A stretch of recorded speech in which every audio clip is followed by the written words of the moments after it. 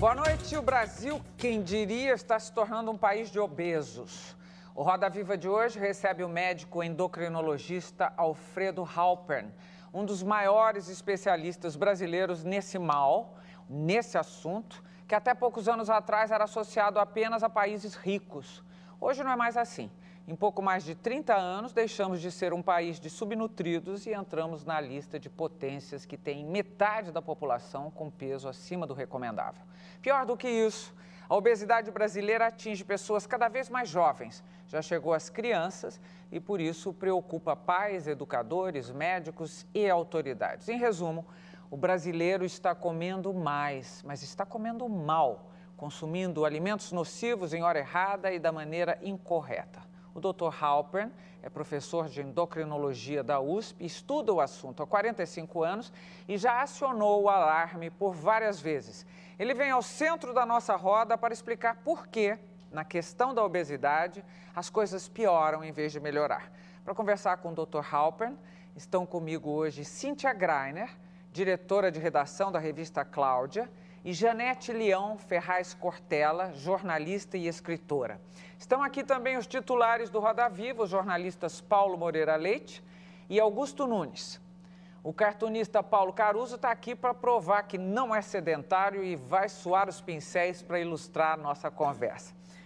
Doutor Alfredo, posso chamá-lo de Alfredo? Faz favor. A gente se conhece há tanto tempo.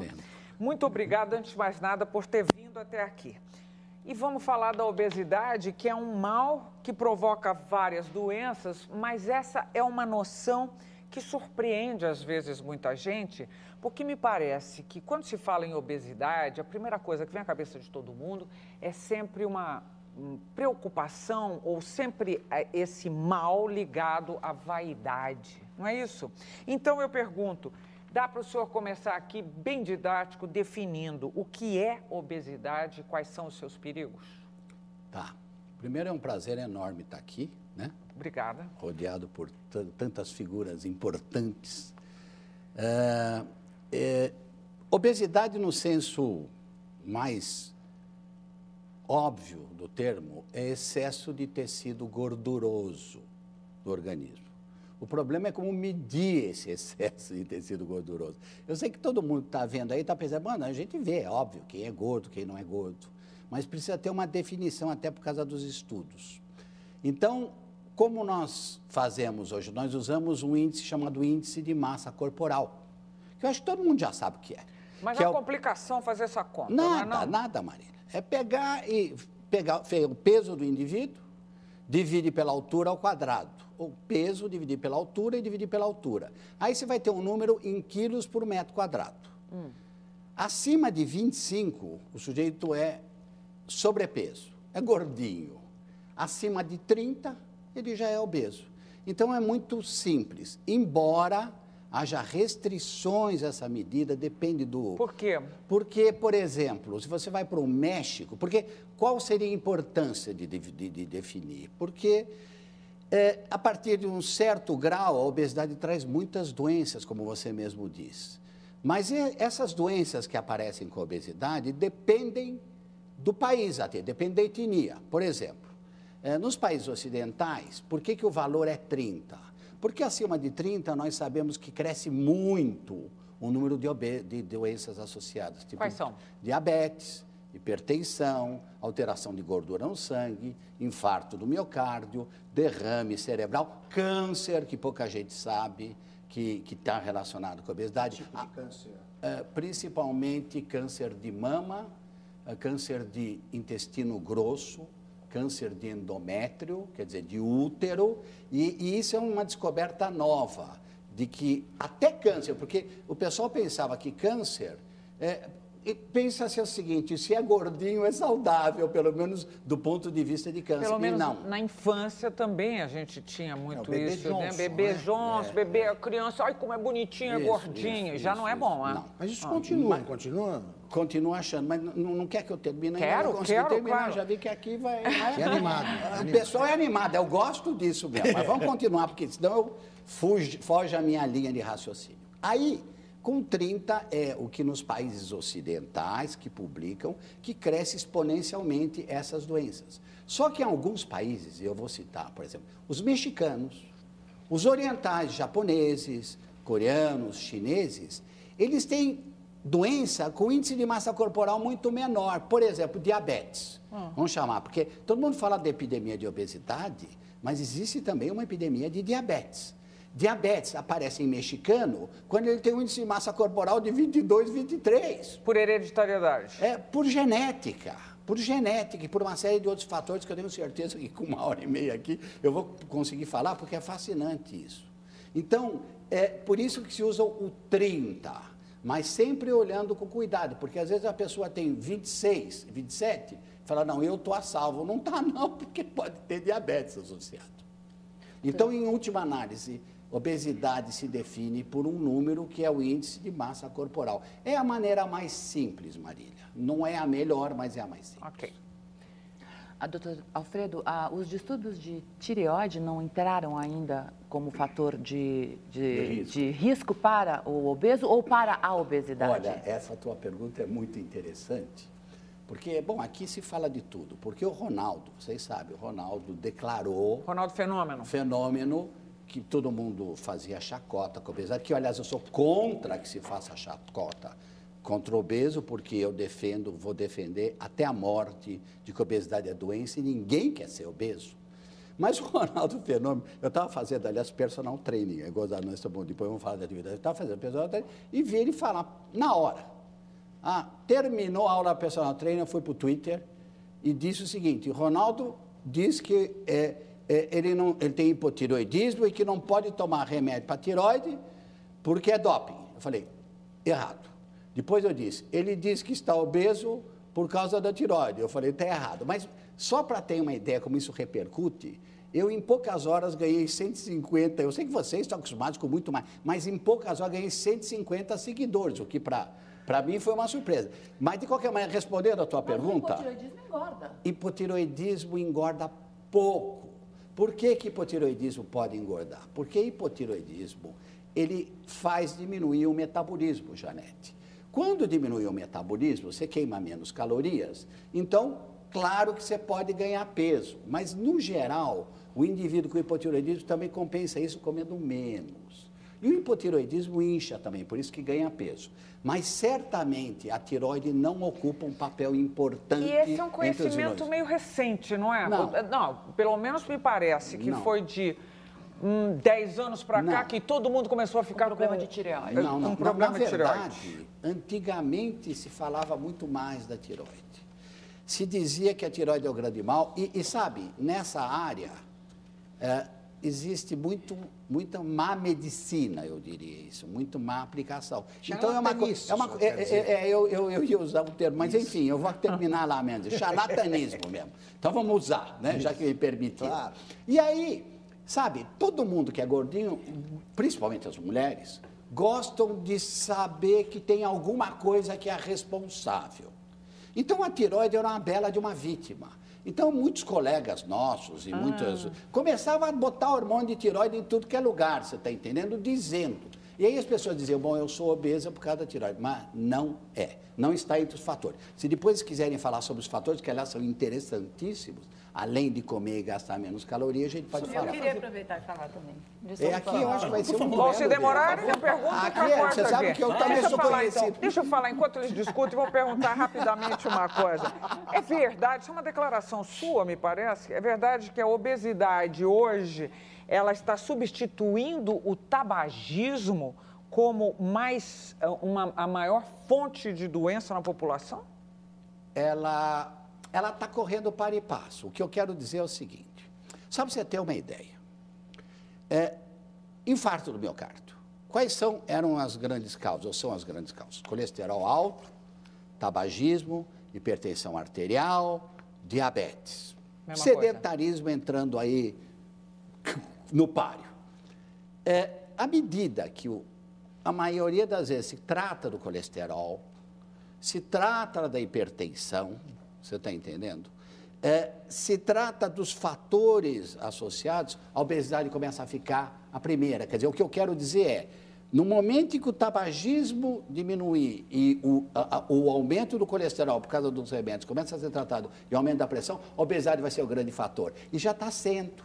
Tem uma pesquisa de um estudo chamado Interheart, que foi um estudo mundial, mas na América do Sul, esse estudo Interheart mostrou que se evitasse a obesidade, principalmente a obesidade visceral, se evitaria o infarto em 40% das pessoas. Impressionante. Então, vamos dizer que o risco atribuído à obesidade no infarto é 40%. No câncer, depois do tabagismo, a grande causa é a obesidade. Depois, quer dizer, causa evitável. Tem a genética, tem outras coisas. Mas a causa evitável de câncer depois do tabagismo, evitável entre aspas, porque eu acho que não é tão fácil evitar, viu? Estou gostando disso aqui, a gente está com um papo, com ele. Se não tomarem cuidado, eu falo o tempo todo. Cíntia ou Paulinho? Cíntia fala, né? Os dois não falaram nada aqui ainda, Augusto. Então, doutor Halper, o senhor diz, obrigada, Paulo, que emagrecer é complexo. Né? É complexo. Eu colecionei aqui, falando uma mulher saudável, agora eu vou sair um pouco do campo da doença. Dormir mal engorda, segundo a Abeso. Isso. Ficar estressada... Segundo a Abeso, não, dormir mal engorda em todo mundo. Ficar estressada ou estressado engorda, segundo a última pesquisa do American Journal of Epidemiology. Ar-condicionado engorda, segundo o senhor. Eu ia falar isso. Que porcentagem de culpa que podemos atribuir a esses fatores pelo fracasso de uma dieta? Eu sabia. Tem mais um, eu li uma coisa assustadora, que lamber com a testa engorda, aquele negócio de olhar uma coisa, ter vontade, que quando você tem vontade de comer alguma coisa, engorda. Culpa Respondo aqui, primeiro vou responder. Não, eu emendei na dela. Não, é que esse aqui de lamber com a testa, não sabe, tem que ter uma língua grande. Tem que ter uma língua grande. Não, lamber com a testa, eu imagino que seja colar a testa na vitrine. Tá. Então, vamos começar assim. O que a Cíntia está tocando é um assunto muito importante. Porque a obesidade está crescendo tanto, e principalmente da década de 80 para cá, porque se fala muito em crescimento da obesidade, mas é gozado, ela ficou meio estacionária até os 80. De repente deu um boom. E aí as pessoas falam, será que é porque realmente só porque as pessoas estão comendo mais? Será que é porque estão mais sedentárias? Entendeu? Será que não tem outros fatores? Que é a minha opinião? Tem. Eu acho que é uma super simplificação dizer que o sujeito é obeso só porque ele come muito. Se come muito, realmente é uma super simplificação, porque tem muito obeso que não come tanto assim e tem muito magro que come o diabo. Mas, enfim, que é só uma diferença entre o que você come e o que você gasta, que se você engorda porque você come mais calorias do que você gasta. E está se achando fatos novos. A Cíntia já citou. Está se dormindo menos. Isso é comprovado, hein? Hoje em dia, as pessoas... Menos e pior, né? Menos e pior. Engorda. Por quê? Menos quanto engorda? Não, só para saber por quê. Por causa do metabolismo. Eu gosto de falar com os jornalistas, porque deixa assim. Não, é só para saber por quê. Então. Ar-condicionado, é por quê? Então. Pois é. Dormir pouco engorda primeiro. Eu vou usar uns termos científicos. Existe um hormônio chamado leptina que emagrece. E existe um hormônio chamado grelina que engorda. Quando você dorme pouco, diminui a leptina e aumenta a grelina, primeiro. Mas pouco quanto? Quantas horas menos do quê? É você não ter um sono repousante, Marília. É isso aí, não tem uma quantificação. Menos que 100, menos que 4, menos que... Não existe isso. Não existe isso. Mal. Mas as pessoas hoje em dia dormem menos. Sem contar o fato de que se você acorda à noite, você vai muitas vezes querer comer. Tá? Sem contar esse fato. Além de tudo, tem a apneia de sono, mas a apneia de sono eu vou falar depois, que é uma doença terrível que pouca gente conhece. Ar-condicionado. Então, ar-condicionado. Pelo seguinte, Augusto. Porque quando você não tinha ar-condicionado, você tinha frio, você queima caloria. Quando faz calor, essa variação térmica, por N motivos, quando faz calor é menos, você queima caloria. Quando você deixa o ar-condicionado, sempre na mesma temperatura, você não tem variação térmica. Então, a tua queima calórica fica sempre igual. É muito interessante isso aí. Você citou outro fato, estresse. Estresse. Eu acho que existem poucas dúvidas que nós somos mais estressados, ou que hoje em dia o mundo é mais estressado. Nesse caso, eu seria uma obesa mórbida. Marília Gabriela. é o seguinte, ciência não se apoia em depoimento de uma ou duas pessoas. Ciência se apoia em estudos populacionais. Entendeu? Claro. Vai ter sempre... É o sujeito que fuma e vive até os 100 anos. Mas de qualquer maneira, o que eu quero dizer é o seguinte, estresse em animais, e o animal mais perto, que é o macaco, claramente engorda sem comer muito. É mesmo? É que, claro, que com o animal estressado, uma das reações é comer. Mas pegaram e fizeram os seguintes exemplos. Você pega um animal, come igual, e ele engorda. O que é pior? Engorda na barriga. Tal da gordura da felicidade. Doutora, por quê? Deixa eu terminar agora. Deixa eu terminar. Como é que é isso aqui? Então é isso. Deixa, eu estou ficando estressado, estou engordando. Que é o seguinte, porque estresse aumenta um sistema, dois sistemas. Um chama cortisol. O cortisol, que todo mundo sabe. Sim. Vai tomar, não é verdade? Qualquer doença vai tomar cortisol, engorda. E o cortisol, curiosamente, além de fazer comer mais, ele engorda mesmo sem comer mais. E segundo, porque tem um sistema, eu acho esse sistema fascinante, chama-se sistema endocannabinoide, que quem é jornalista já ouviu falar, porque alguns anos atrás apareceu um medicamento chamado Acomplia, que saiu do mercado e que fazia diminuir a barriga. E é verdade, fazia. Por quê? Porque ele desligava um sistema chamado sistema endocannabinoide. Olha o termo, canabinoide, é isso mesmo. Acendia uma maconha interna na gente, que no estresse, uma cannabis, que fazia a gente ficar relaxada, porque senão não aguentaria. E por que o Acomplia foi retirado do mercado? Exatamente porque ele desligava e o sujeito não aguentava o estresse. Emagrecia, mas não aguentava o estresse. Então, esse sistema endocannabinoide também faz engordar. Isso mas eu não entendi. Agora, doutora... Mas se acalmava, por que ele não aguentava o estresse? Ele relaxava e as pessoas ficavam piradas, não era isso, doutor? Ele relaxava... Não, o que acontece é o seguinte... Mas não não. Presta atenção, eu não fui claro. O sistema endocannabinoide é um sistema que tende a relaxar. E o Acomplia inibia esse sistema endocannabinoide. Eu não fui claro, achei. Quando ele desligava o sistema, porque o sistema ficava... Esse sistema funciona assim, é fascinante. Eu ainda acho que é uma perspectiva boa. Vamos imaginar que você está estressado. Acende esse sistema. Liga a luz. Porque te dá mecanismos de reagir contra o estresse. E um dos mecanismos de reagir contra o estresse, qual é? Acumular energia e comer. Está claro ou não? Na hora que você desliga isso, ótimo, você não come, você faz menos energia, porque a gordura na barriga é uma forma de energia, mas ao mesmo tempo o estresse te pega. E ele dava depressão. Dá depressão. Ele dava depressão. Agora, olha ele. A gente fala-se de obesidade com esse nome não há muito tempo. Eu tinha um irmão que em criança já tinha que fazer dieta. E uma época ele até tomava remédio para moderar o apetite. Então, é uma coisa que existe. Sim, claro. E há muito tempo a medicina combate, porém a obesidade não para de aumentar. Isso. E virou um fenômeno mundial. Realmente, tudo isso que o senhor está dizendo aí.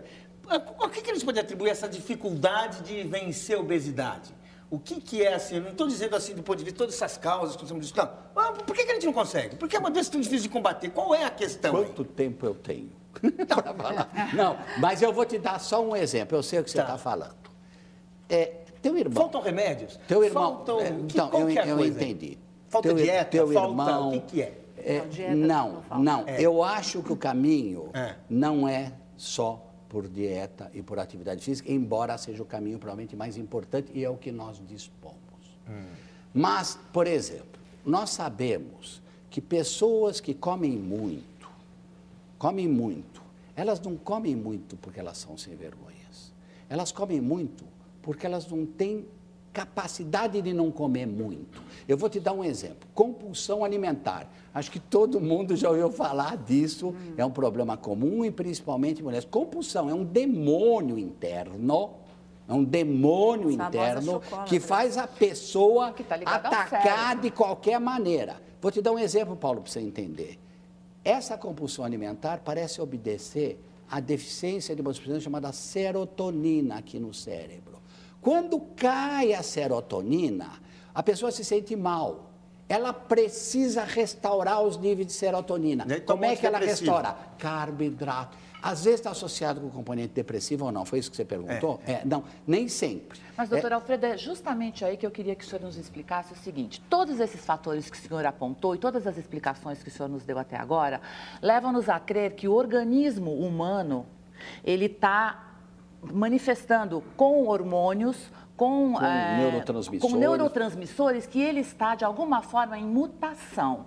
Nós poderíamos pensar que a obesidade hoje ela está se manifestando mais enormemente no mundo porque nós somos, vamos ser darwinistas, e a nossa comida hoje, ela não é mais adequada ao nosso sistema gastrointestinal? O nosso organismo, eu acho que ela pegou um ponto bom. Imagina o pré-histórico. Isso é um homem neandertal, não vou nem muito longe. O coitado, para sobreviver, tinha que fazer o seguinte, tinha que caçar. Se não morresse, e aliás ele precisa desenvolver uma substância chamada opioides para diminuir a dor. Olha que coisa curiosa. Para diminuir a dor, porque se fosse caçar e o animal machucasse, precisava ter alguma coisa para defender. Pois os tais dos opioides também engordam. Mas vamos lá. Ele precisava caçar. Ele precisava andar distâncias e distâncias e distâncias em cima de caça. Ele passava frio. Não tinha ar-condicionado. Então, o que acontecia? Eles eram magros. Os que sobreviviam eram magros. E para comer? Agora, imagina uma coisa. Imagina esse homem com os mesmos genes. Na verdade, essa história que são os mesmos genes é um pouco de balela, porque mudou um pouco a expressão desses genes. Depois eu posso falar disso aqui. Porque uma coisa é o gene, outra coisa é a expressão do gene. Com esses genes, que na verdade nós temos muito mais gene para engordar, na verdade é para conservar energia do que para gastar, porque se a gente for gastar muita energia a gente morre. O que acontece nos dias atuais? Abundância de comida, não precisa se mexer nem nada. Então, eu acho mesmo que é um desbalanço. Mas por que os médicos têm tanta dificuldade? Eu vou fazer uma pergunta direta. Ele quer ser direto. Eu quero fazer direto assim. Por que os médicos têm tanta dificuldade de convencer pacientes de que, eles precisam fazer uma dieta adequada. 2, eles precisam fazer exercício. Por que isso que todo mundo sabe que é o básico? Posso ser sincero? Isso que sabe que é o que... Posso ser sincero? Sem isso não resolve? Posso ser sincero? Seja. Porque dieta é chato. Mas porque então regime... Não, mas deixa eu falar. Senão eu vou chegar e falar, o Alfredo falou que dieta é chato. Não, mas eu só quero... Então eu vou te dizer o seguinte. O meu pensamento é um pouco diferente. O meu pensamento é diferente, Paulo. Eu não gosto de dieta e eu não gosto de regime. Eu gosto de controle. Um certo controle precisa ter. Um certo controle precisa ter. Eu não vou fazer merchandising, mas eu criei o tal da dieta dos pontos há 40 e poucos anos, exatamente porque pode comer de tudo. Já melhora. Que é uma dieta chata. Mas não é. Ficar somando pontinho. Tudo que controle é chato. Você aprende. Tem coisa que você aprende. Vamos lá. Mas tem uma questão. Mas deixa eu terminar. Deixa eu terminar. Isso é que ele precisa convencer. Deixa eu terminar, Paulo. Ele tá nervoso que ele tá fazendo. Ele fica nervoso. Eu tô feliz. Bom, dieta é chata. Vamos organizar. Vamos lá, então. Senhora presidente, Paulo, ouve o que eu estou falando. Dieta é chata. Regime é chato. Então já começa assim. E as pessoas pensam, eu vou naquele chato que vai me dar dieta e regime. E exercício eu não acho que é isso. Eu acho que é controle. E tem mais, eu não faço pontos em todo mundo. Faço pontos em mulheres que gostam e crianças. Bom, segundo, exercício é chato. Claro. Exercício não é chato para algumas pessoas que gostam de fazer. Claro. Exercício é chato. Mas o que se faz? Eu, por exemplo. Controle, sem proibir nada. E faz uma atividade física que você pode. Eu vou dar um exemplo que eu acho fantástico. Fizeram um estudo, indivíduos que ficam sentados, que nem nós aqui. Não sentado agitado, que nem o Paulo, se mexe muito, acho que ele queima caloria. Mas vamos lá. O sujeito fica fazendo exercício, fica sentado, tá? Aí eles compararam dois tipos de indivíduos de população. Os que ficavam sentados o dia inteiro, clássico. E os que ficavam sentados o dia inteiro, mas levantavam de vez em quando. De meia em meia hora, de hora em hora, vai para tomar um cafezinho, sem açúcar, claro, né? Vai fazer uma coisa, vai para lá, vai para cá. Resultado, o pessoal que levantava queimava a caloria e perdia peso. Quer ver outro exemplo? O telefone. Sabe quanto custa uma extensão telefônica, Paulo? Uma extensão, quanto custa não de preço. Eu quero dizer, quanto custa em ganho de peso num ano, no tempo que só tinha um telefone, só eu que lembro disso, porque eu sou mais velho que todos. Tinha um telefone na casa, aí botava outro. Esse telefone a mais rendia um ganho de 1,1 kg por ano. E o controle remoto da física. Então, o que eu com exercício? Eu quero questionar o senhor com exercício. Eu sou praticante. Não, eu sei. Eu não disse que todo mundo... Não, então. Mas aí é assim, essa conta, ela não é bem assim. Porque quando a gente compara as calorias gastas com uma hora de esteira, que são em média 300, versus um café da manhã que passa do limite, não faz nem cosquinha. Não então, faz. Nem cosquinha. Mas então, não é essa relação mas direta. a somatória do dia a dia, da semana a semana, dos meses, dos anos e anos, acaba fazendo. Esse raciocínio, Cíntia, é que é perigoso. Porque tem colega que diz o seguinte, não adianta nada fazer atividade física, porque você não queima nem uma maçã. Mas eu vejo gente fazer o contrário. Entendeu? Fazendo 20 quilômetros. Eu vejo gente que come um monte e fala assim, depois eu vou gastar. Então, e aí faz assim uma caminhada. Paulo, vamos terminar, então. Porque eu gostei da tua pergunta. Então, primeiro, muita gente acha dieta e regime chato, eu também acho. E eu acho que às vezes isso é mal encarado. É mal dado. Segundo, eu acho que cada um faz a atividade física que pode. Eu, por exemplo, ando muito durante o dia, entendeu? Mesmo no trabalho, eu aconselho isso. Sobe escada, entendeu? Não sobe escada rolante. Outro dia eu estava subindo a escada rolante. Eu vi escada rolante aqui, 300 pessoas, escada normal uma, não estou brincando. Se eu tivesse uma máquina fotográfica, era eu, porque eu não vai ver que era escada você. rolante. Então, primeiro isso. Segundo, porque a obesidade às vezes é tão severa que não é isso só que vai. Não, tem obesos que não podem se mover praticamente. Precisar, mas nem precisa tanto. O indivíduo com mais de 30 de IMC, eu sou o responsável pela ambulância, eu sou o chefe lá do grupo no HC, estou lá há anos, temos uma população ótima, aderente e tudo mais. Todos tomam remédio. Todos tomam remédio.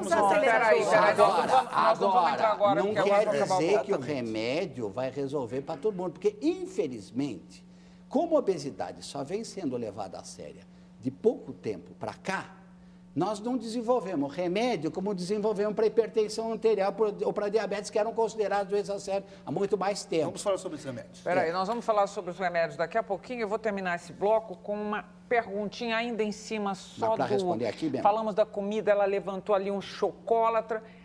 Porque tem um vilão muito citado nessa história toda, que é o alimento industrializado. Por que, sendo tão vilão, por que não é proibido? Porque não é tão vilão. Porque eu venho acompanhando isso aqui há algum tempo, ele não é tão vilão. Eu venho acompanhando, eu venho tendo a oportunidade de ver as indústrias alimentícias, elas têm que vir do nosso lado. E elas estão industrializando cada vez mais comidas menos calóricas.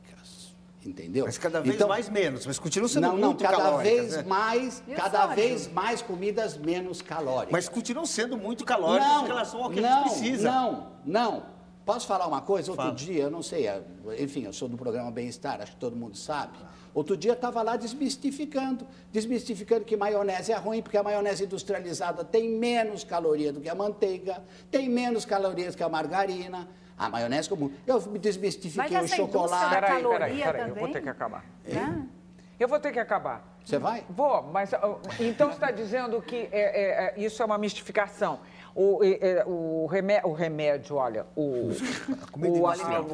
alimento industrializado pode não ser mal, apesar de conservantes, apesar de eu não estou falando de conservantes, etc. Eu estou falando, não, eles estão diminuindo o sódio. Eles estão diminuindo o sódio, eles estão diminuindo a transsaturada, que era uma das grandes vilãs, muitos já não são, tem menos transsaturada, estão diminuindo tudo. Então, o que eu quero dizer é, eles não são tão ruins. E depois tem mais, eles são mal necessários. Hoje em dia, da maneira que nós temos, é todo mundo que pode sentar, comer arroz, feijão, verdurinha, bife. Você faz isso toda vez? Não, ninguém mais pode. Vamos nos adaptar. O que nós temos que entender é que eles podem ser, sim, aliados, desde que eles concordem em tirar, entre aspas, os alimentos ruins e começar a cada vez mais incentivar os alimentos bons. Muito bem, estamos terminando o primeiro bloco do Roda Viva com o Dr. Alfredo Halpern, animadíssimo, como eu imaginei que fosse ser, e nós voltamos em seguida. Até já.